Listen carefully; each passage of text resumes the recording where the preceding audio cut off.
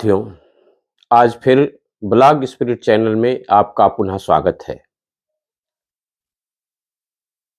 धन के संबंध में हमारे एपिसोड आपको अभी से मात्रा में प्राप्त नहीं हो पा रहे हैं। इसमें हमारा कुछ स्वास्थ्य गड़बड़ चलता है, कभी-कभी तो समय नहीं मिल पाता है। लेकिन मैं कोशिश करूँगा कि लगातार आपको ये चैनल देखने का मौका मिले। आज एक कहानी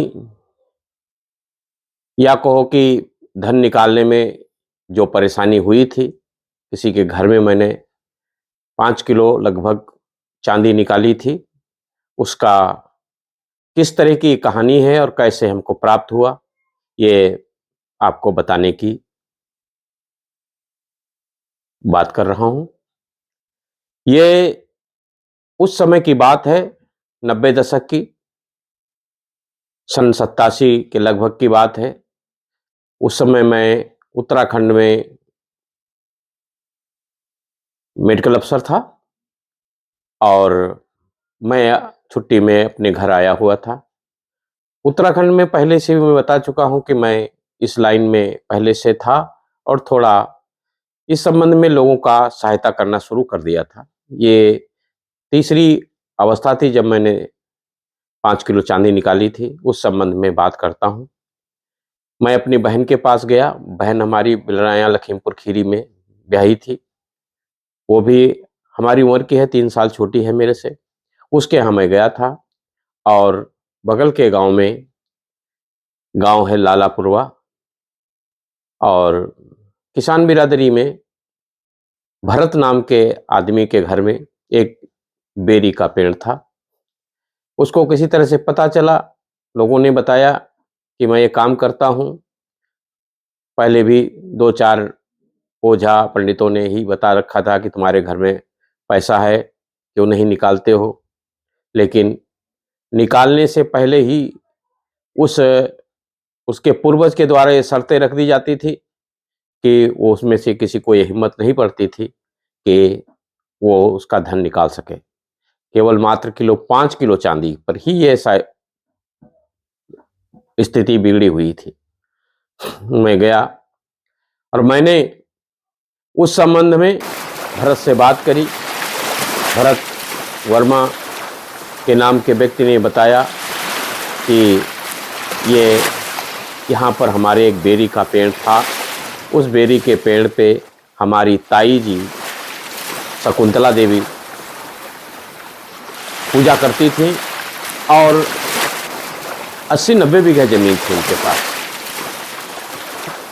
भरत 3 भाई थे और तीनों खेती में लगे रहते थे, अच्छी कमाई होती थी। लेकिन अंग्रेजों के समय में उनके पास पैसा रहा होगा और तो उसकी ताई ने उस पैसे को बचा लिया था और उस पे वो धन उसके पास था और उस बेरी की जड़ में ही उसने रख रखा था। आंगन में बेरी थी, बेर लगते थे, गांव के लोग खाते थे, अच्छे बेर थे, मीठे बेर थे, सुंदर बेर थे। उस बेर के ऊपर वो ज्यादातर लोग जो हमारे पूर्वज इस तरह के होते थे, तो भरत का भी पूर्वज यही ताई थी।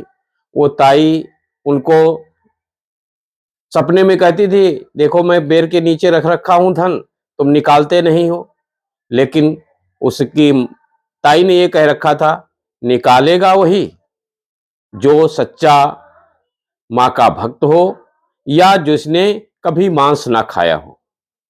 तो अगर किसी और ने निकाला तो मैं उसका नुकसान करूंगी। इस संबंध में वहां पर कई पंडित ओझा गए, लेकिन सभी वैसे ही थे। कोई उसने साफ साफ जैसे ही एक दिन पहले वो जाते थे, रात में वो कह देती थी कि भाई जो आया है उसने मांस खाया, उसने ये किया, उसने ये किया। तो पहले पंडित एक पहुंचे थे, रामा रामाधार नाम था उनका, और उस रामाधार पंडित ने जब निकालने की कोशिश करने लगा तो उसका हाथ ही टेढ़ा हो गया। पता तो हो ही गया था उसको कि यह जगह पे है, उसको हाथ निकालते समय उसका हाथ ही टेढ़ा हो गया और वो डूंडा बना रहा।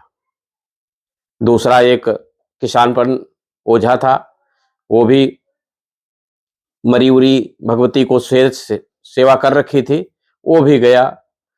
तो उसे कहा ये तो बिल्कुल ही बेकार है, इसने तो जिंदगी भर में मांस खाया है, पता नहीं कैसे को बुला करके लाए हो पैसा निकालने के लिए, और तुम स्वयं भी निकाल सकते क्योंकि तुमने हमको पापी बनाओगे, हम तुमको किसी कीमत पे पैसा नहीं देंगे जब तक तुम सही आदमी नहीं ढूंढोगे।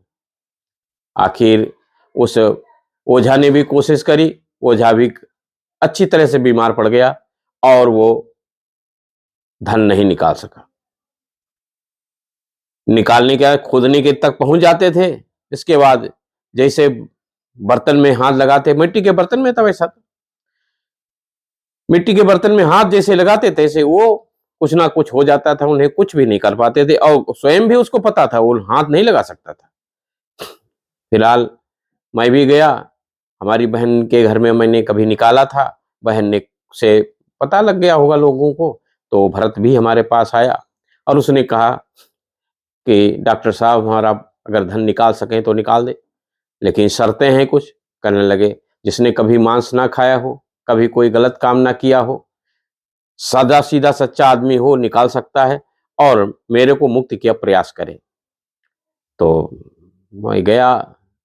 मैं इतना नहीं कहता हूं कि मैं बहुत ही अच्छा हूं, लेकिन मानसिक रूप से कभी नहीं तो कभी कभी मन से भी कभी मांस खाने की बात नहीं कही, ना कभी मैंने कभी गलत काम किया या गलत रास्ते पे चला।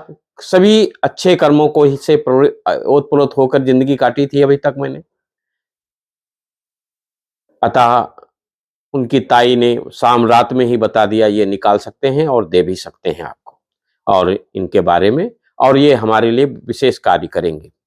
फिलहाल मैं रात में एक दिन पहले ही चंडी यज्ञ किया और चंडी यज्ञ करने समय ही उसकी ताई प्रेतनी रूप में आई हमारे सामने। उसने कहा मेरा उद्धार हो गया है भैया, तुम पैसा लो, इनके लिए जो भी कहोगे सब शुद्ध हो जाएगा, हमारी हमारी आशीर्वाद की सभी चीजें इनके लिए उपलब्ध हैं, ऐसा सुपात्र हमको नहीं मिलेगा, इसलिए ये धन निकालें, आज से इनका जीवन भी अच्छा हो जाएगा।